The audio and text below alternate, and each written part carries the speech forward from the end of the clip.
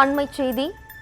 நெல்லை மாநகர பகுதியில் பெய்த கனமழையால் தாழ்வான பகுதிகளில் வெள்ளமானது தேங்கியுள்ளது. தொடர்பான அண்மைச் செய்தியை பார்த்து வருகிறோம். கூடுதல் விவரங்களோடு இணைகிறார் நமது செய்தியாளர் ராஜா. வணக்கம் ராஜா, விவரம். வணக்கம். வடகிழக்கு பருவமழை தமிழகத்தில் தென் மாவட்டங்களில் கடந்த சில நாட்களாக மீண்டும் பெய்ய தொடங்கியிருக்கிறது.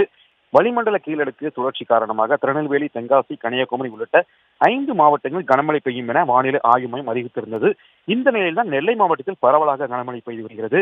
மாவட்டத்தின் மேற்கு பகுதியிலான கல்லடைக்குறிச்சி, சேரன்மகாதேவி, கிழக்கு பகுதியான கிருஷ்ணாபுரம், மாநகர பகுதிகளான கேடிசி நகர், பாளையங்கோட்டை, கொக்கீரகுளம், வண்ணாரப்பேட்டை, தச்சநல்லூர் உள்ளிட்ட பகுதிகளில் பரவலாக கனமழை பெய்து வருகிறது.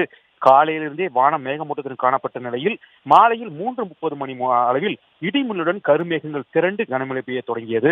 இந்த மழை சுமார் 1 மணி நேரத்துக்கு மேலாக நீடித்து வந்தது. கனமழை காரணமாக வாகனங்கள் முகப்பு விளக்குகள் எரியவிட்டபடியே செல்கின்றன. தாழ்வான பகுதியில் தண்ணீரும் தேங்கியும் உள்ளது. மழைநீர் காரணமாக பொதுமக்களின் இயல்பு வாழ்க்கையின் பாதிப்பு ஏற்பட்டுள்ளது. எனினும் விவசாயிகள் நெல் நடவும் பணிகளை தொடங்கியுள்ளதால் அவர்களுக்கு இந்த மழை பயனுள்ளதாக இருக்கிறது.